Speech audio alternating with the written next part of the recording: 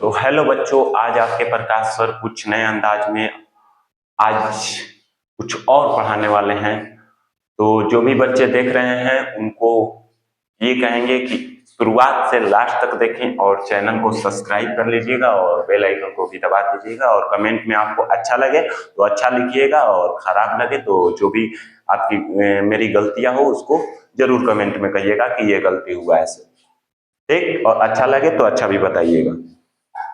चलिए आगे की तरफ बढ़ते हैं। अब आप सोच रहे होंगे कि क्या चीज सर पढ़ाएंगे। आज संख्या के बारे में पढ़ेंगे। देखिए, किसी भी चीज को गिनती करना होना मैथ में, जैसे या जो भी चीज आपको दिख रहा है, जैसे लड़का हो गया, लड़की हो गया, ये सब हो गया, मतलब जिस चीज को आपको गिनती करना है उसको संख्या में हम लिखते हैं। चाहे उसको रूट में लिखें, दशमलव में लिखें, मतलब किसी भी भिन्न में भी लिख सकते हैं। जैसे एक रोटी है, उसको पांच टुकड़ा में से एक टुकड़ा काटना है तो एक 1/5 हो जाएगा, तो 1/5 भी आपका संख्या ही होगा। मतलब किसी भी चीज को टुकड़ा में गिनती करें या ऐसे गिनती करें, कैसे भी गिनती किया जाए आपका वो संख्या होगा। रूट में भी रहेगा तब पर भी संख्या कहलाएगा। अब देखिए, यहाँ पर कुछ संख्याओं के बारे में बतलाने वाले भी हैं। यहाँ पर आपका पूर्णांक संख्या लिखा हुआ है कि वैसी संख्या जिसमें ऋणात्मक और धनात्मक दोनों संख्या शामिल हो और शून्य भी शामिल हो उसे हम पूर्णांक संख्या कहते हैं। वैसी संख्या जिसमें ऋणात्मक, धनात्मक और जीरो भी शामिल हो। जैसे एग्जाम्पल में आप देख सकते हैं -3, -2, -1, 0, 1, 2, 3, 4, 5 डॉट डॉट डॉट। इधर भी आपका डॉट डॉट डॉट मतलब आगे तक जा सकता है। इधर भी इंफिनिटी मतलब अनंत तक, और इधर माइनस इंफिनिटी मतलब अनंत तक ये भी जा सकता है। दोनों अनंत तक जा सकता है, इसका कोई लिमिट सीमा नहीं है। -3 के बाद -4 आएगा, -4 के बाद -5 आएगा, ऐसे। और इधर भी 3 के बाद 4, 5 आएगा हमेशा, मतलब ये अनंत तक जा सकता है। तो ये आपका पूर्णांक संख्या है। अब देखिए, पूर्णांक संख्या में कुछ और संख्या छिपी हुई है जिसे हम पूर्ण संख्या कहते हैं। पूर्ण संख्या, पूर्ण संख्या उसे कहते हैं जीरो से शुरू होने वाली गिनती को पूर्ण संख्या कहते हैं।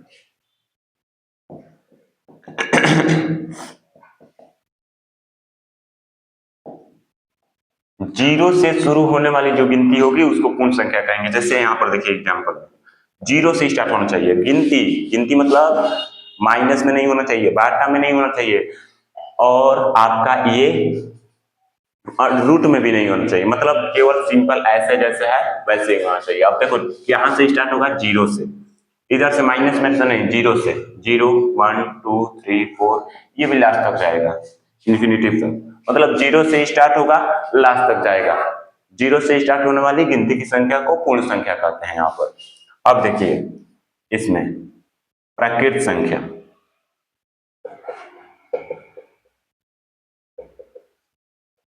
एक से शुरू होने वाली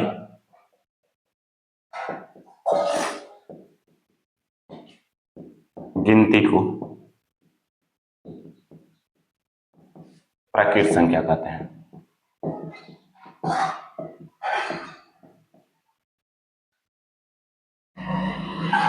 अब देखिए, जैसे आप मेन जो गिनती लिखते हैं, जो एक से गिनती आप कभी कॉपी पर लिखने के लिए बोलेंगे हम, तो आप एक से स्टार्ट करिएगा। तो एक से जो स्टार्ट होती है वो आपकी प्राकृत संख्या हो जाएगी। जैसे यहाँ पर आप एग्जाम्पल में दे सकते हैं 1, 2, 3, 4, 5 डॉट डॉट डॉट। ये भी आपका इंफिनिटिव तक जाएगा, लास्ट तक। इसका कोई अनंत नहीं है, ये अनंत तक जाएगा, इसका कोई लिमिट सीमा नहीं है। तो एक से शुरू होने वाली गिनती की जो संख्या होगी वो आपकी प्राकृत संख्या कहलाएगी। अब इसके बाद आपका यहां पर देखिए,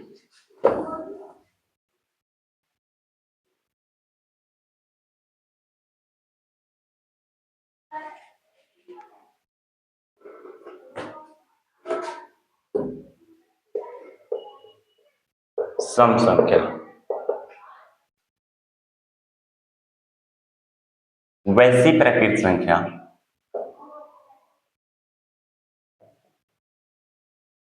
जिसमें 2 से भाग लग जाए उसे सम संख्या कहते हैं।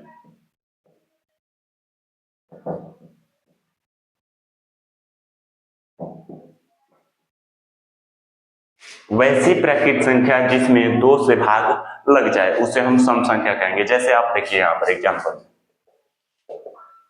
प्राकृत संख्या क्या होती है? प्राकृत संख्या पहले आपको दिखाते हैं। Natural number 1 2 3 4 5 6 7 8 9 10 dot dot dot.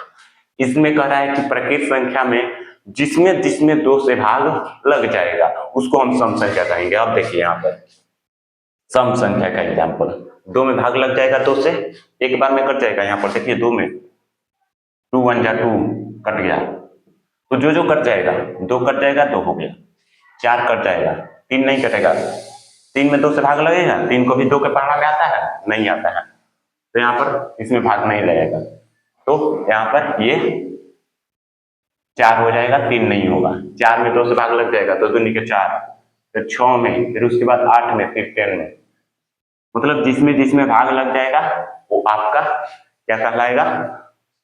सम संख्या कहलाएगा, जिसको आप इवन नंबर बोलते हैं। अब फिर इसके बाद विषम संख्या।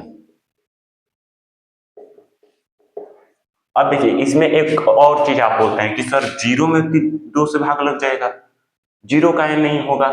0 इसलिए नहीं होगा क्योंकि 0 एक प्राकृत संख्या नहीं है, ये पूर्ण संख्या है। और हम यहाँ पर क्या बोले हैं कि वैसी प्राकृत संख्या जिसमें 2 से भाग लग जाए, इसमें तो 0 दिख ही नहीं रहा है, तो 0 में कहां से होगा? तो 0 आपका नहीं होगा, 0 सम संख्या नहीं होता है, 2 ले स्टार्ट होता है और आपका आगे तक जाता है। विषम संख्या वैसी संख्या जिसमें 2 से भाग न लगे उसे विषम संख्या कहते हैं। विषम संख्या कहते हैं। अब कह रहे कि वैसी संख्या, वैसी प्राकृत संख्या जिसमें 2 से भाग न लगे, वैसी प्राकृत संख्या जिसमें 2 से भाग न लगे उसे हम विषम संख्या बोलेंगे। जैसे आप एग्जांपल देखिए यहाँ पर नेचुरल नंबर यहाँ पर 1 2 3 4 5 6 7 8 9 10 हो गया। अब इसके बाद एग्जांपल में आप देखिए जिसमें 2 से भाग लग जाएगा, 2 से भाग न लगेगा, 2 से भाग किसमें नहीं लगेगा? 1 में 2 से भाग लगेगा? नहीं लगेगा, 1 हो जाएगा। 2 में लगेगा? लगेगा, लगेगा तो नहीं होगा, लगेगा तो ये सम कहलाएगा, और नहीं लगेगा विषम। 3 में नहीं लगेगा, 4 में लग जाएगा, 5 में नहीं लगेगा, 7 में नहीं लगेगा, 9 में नहीं लगेगा, 11 में नहीं। जिसमें 2 से भाग नहीं लगेगा वो आपका विषम कहलाएगा, और जिसमें 2 से भाग लग जाएगा वो आपका सम कहलाएगा। अब देखिए इसके बाद आपका परिमेय संख्या।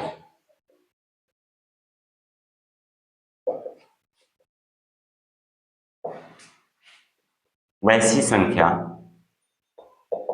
जो p/q के रूप में हो तथा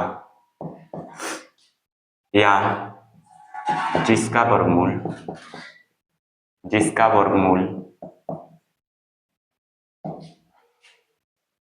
पूर्ण रूप से निकल जाए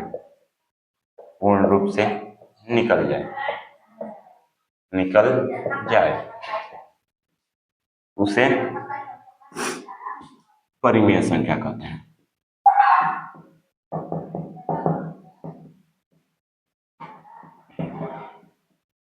अब देखो वैसी संख्या जो p/q के रूप में हो और जिसका वर्गमूल पूर्ण रूप से निकल जाए उसे हम परिमेय संख्या कहेंगे। जैसे यहाँ पर एग्जाम्पल में आप देखिए p/q के रूप में मतलब 2/3, p/q के रूप में ये है, p इसको मान लीजिए और q इसको मान लीजिए। अब देखिए एक और बात, ये आपका q इक्वल टू कभी 0 नहीं आना चाहिए, q बराबर 0 कभी नहीं आना चाहिए। अगर आपका q बराबर 0 आ गया, जैसे मान लीजिए यहाँ पर 2 है, q बराबर 0 आ जाएगा नीचे, तो इसका मान क्या होगा? 0 से भाग देंगे तो इन्फिनिटिव मान कभी ये परिमेय संख्या हो ही नहीं सकता, इन्फिनिटिव परिमेय संख्या आइबे नहीं करता है, तो आपका ये 0 q बराबर कभी नहीं आना चाहिए। हाँ, रूट में हो जाएगा, रूट में 4, यहाँ पर रूट में 5 नहीं होगा, क्योंकि ये इसका वर्गमूल नहीं निकलेगा। जिसका वर्गमूल पूर्ण रूप से निकल जाएगा, जैसे 4 का निकल जाएगा, देखिए यहाँ पर 4 का अंडर रूट 2 गुणे 2, 2 पर ए वो निकल जाता है, तो यहाँ पर 2 निकल गया, एक 2 हो गया, वर्गमूल निकल गया। तो जिसका वर्गमूल निकल जाएगा वो आपका पूर्ण संख्या कहलाएगा। जो p बटा q के रूप में होगा वो पूर्ण संख्या कहलाएगा, पूर्ण संख्या कह रहे हैं, परिमेय संख्या कहलाएगा। जो p बटा q के रूप में होगा वो परिमेय संख्या, जो या जो अंडर रूट में हो, वर्गमूल निकल जाए पूरी तरह से, वो भी आपका परिमेय संख्या कहलाएगा। या जो दशमलव में हो 2.1246, जो पूरी तरीका से कट चुका हो, वो भी आपका परिमेय संख्या कहलाएगा। ठीक, अब देखिए इसके बाद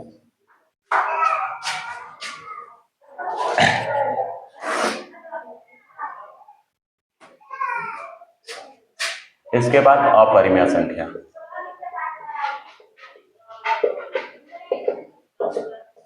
वैसी संख्या जो p बाई क्यू के रूप में न हो तथा या जिसका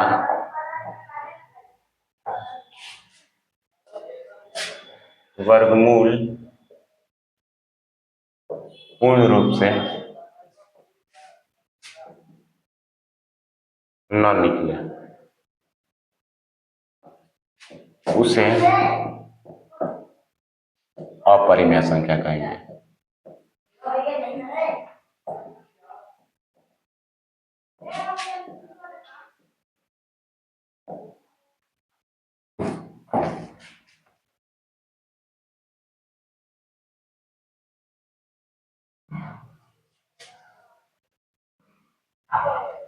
अब देखो, वैसी संख्या जो p बटा q के रूप में न हो और जिसका वर्गमूल पूर्ण रूप से न निकले, उसे हम परिमेय नहीं अपरिमेय कहेंगे। परिमेय कब होगा? जब पूर्ण रूप से वर्गमूल निकल जाए, और जिसका ना निकले उसे हम अपरिमेय कहेंगे। जैसे आप एग्जाम्पल में देखिए, जो पहला नंबर तो जो p बाई क्यू के रूप में ना हो, जैसे अंडर रूट 5, ये आपका p बाई क्यू के रूप में नहीं है, तो ये आपका इसका वर्गमूल भी नहीं निकलेगा। दूसरा बात, इसका वर्गमूल भी नहीं निकलेगा, तो इसका वर्गमूल नहीं निकलेगा तो ये आपका क्या कहलाएगा? ये आपका क्या कहलाएगा? अपरिमेय कहलाएगा। अब देख लीजिए, कुछ संख्या ऐसे भी होता है, जैसे 1.2 10 110 1110 1111 डॉट डॉट डॉट ऐसे ही आगे बढ़ता रहेगा, एक को 1 बढ़ता जाएगा। तो ये आपका एक इरेशनल नंबर है, अर्थात अपरिमेय संख्या है। ऐसा अगर आपको देखने को मिले तो अपरिमेय संख्या। अब देखिए, कुछ ऐसा भी 6.29 पर देख रही 29 पर रेक रिंग, ऐसा भी अगर आपको क्वेश्चन देखने को मिलता है तो ये भी आपका अपरिमेय संख्या है। क्यों? क्योंकि ये रेकरिंग मतलब होता है यही संख्या बार बार आना, और जब बार बार आएगा तो कभी खत्म होगा? कभी नहीं खत्म होगा। तो इसका मतलब ये भी आपका अपरिमेय संख्या हो जाएगा। अब इसके बाद आप देखिए भाज्य संख्या।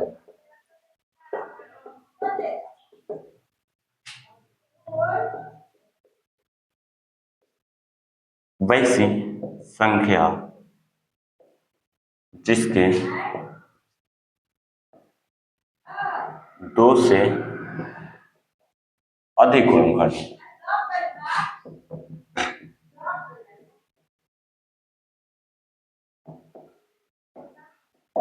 उसे भाज्य संख्या कहेंगे।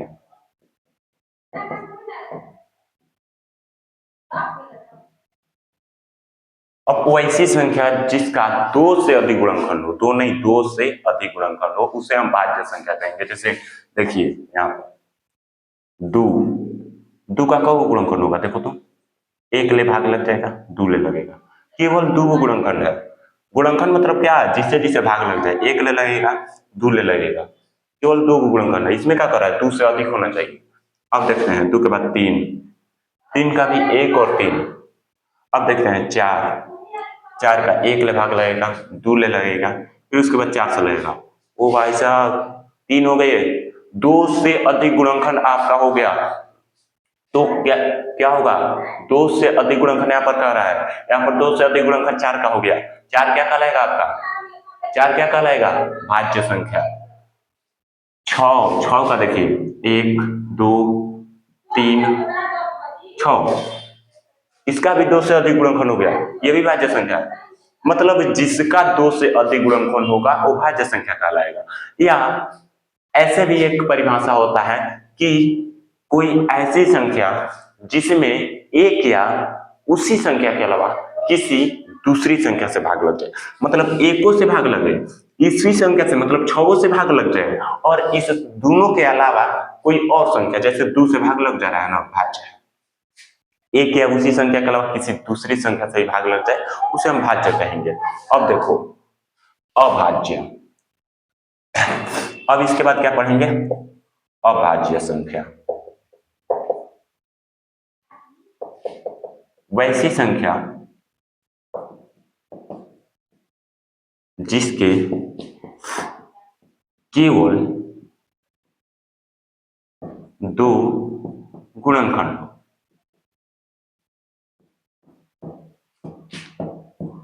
उसे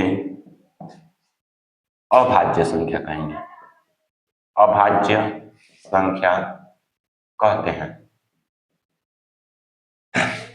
अब कह रहा है वैसी संख्या जिसके केवल 2 गुणनखंड हो, 2 से न अधिक न 2 से कम, केवल 2 जिसका गुणनखंड हो वो हमारा अभाज्य कहलाएगा। जैसे एक के क गुणनखंड है, एक में क से भागा लगेगा, एक से केवल एक केवल गुणनखंड, एक कभी अभाज्य संख्या नहीं होगा। क्यों? क्योंकि केवल एक गुणनखंड है। हमारा क्या चाहिए? 2 2 लेते हैं, एक से भाग लग जाएगा, 2 से भी लग जाएगा, इसका मतलब ये अभाज्य है। 3 लेते हैं, एक से लग जाएगा, 3 से लग जाएगा, अभाज्य है। मतलब जिसका केवल 2 गुणनखंड होगा, एगो दूगो, जिसका 2 होगा वो अभाज्य संख्या कहलाएगा। 2 अभाज्य है, 3 अभाज्य है। अब 4 लेते हैं, 4 का 1 2 4, 3 गो हो गया, ये तो केवल 2 कह रहा है, 2 से अधिक नहीं होना चाहिए, तो ये अभाज्य नहीं कहलाएगा, अभाज्य नहीं कहलाएगा। जिसका 2 से अधिक हो जाएगा अभाज्य नहीं कहलाएगा। 5 देखते हैं, 1 से लगेगा, 5 से लगेगा, यह अभाज्य है। जिसका 2 गुणनखंड होगा वो आपका अभाज्य संख्या कहलाएगा। अब देखिए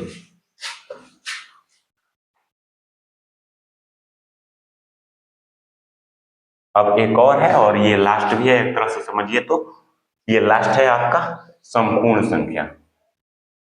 संपूर्ण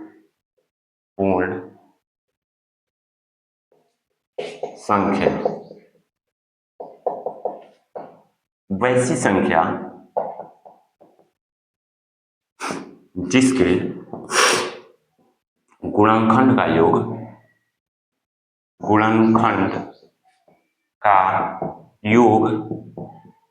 उस संख्या का 2 गुना हो, उसे संपूर्ण संख्या कहेंगे। संपूर्ण संख्या कहेंगे। अब देखो क्या कह रहा है कि वैसी संख्या जिसका 2 मतलब जिसका 2 नहीं, जिसके गुणनखंड का योग 2 गुना हो, जिसके गुणनखंड का योग उस संख्या का 2 गुना हो, वैसी संख्या जिसके गुणनखंड का जो योग है उस संख्या का 2 गुना हो। जैसे देखो 26 का 26, 1 से कट जाएगा, 2 से कट जाएगा, 3 से नहीं, 4 5 6 7 8 9 10, 1 से 2 से 3 4 5 13 से कटेगा। 13 के बाद फिर आपका 26 से कटेगा, ये नहीं होगा। 1 से कटेगा, 2 से कटेगा, 3 से नहीं कटेगा, 4 से नहीं, 5 से नहीं, 6 से नहीं, ये नहीं होगा। 28 देखते हैं, 1 से कटेगा, 2 से कटेगा, 3 4 से कटेगा, फिर 5 6 7 से कटेगा, 8 9 10 11 12 14 से कटेगा, फिर 28 से कटेगा। अब देखो ई वाला हो जाएगा, इसको जोड़ो 1 plus 2 plus 4 plus 7 plus 14 plus 28, 14 7 21, 21 4 25, 3 28 28 56। ओ भाई साहब, इसका दोगुना आ गया। मतलब वैसी संख्या जिसका गुणनखंड का योग योग मतलब जोड़ उस संख्या का दोगुना हो। 28 दूनी का 56 दोगुना है, तो दोगुना होगा तो आपका संपूर्ण संख्या कहलाएगा। अब देखो एक ठो और है, लास्ट है, खत्म करते हैं आपका।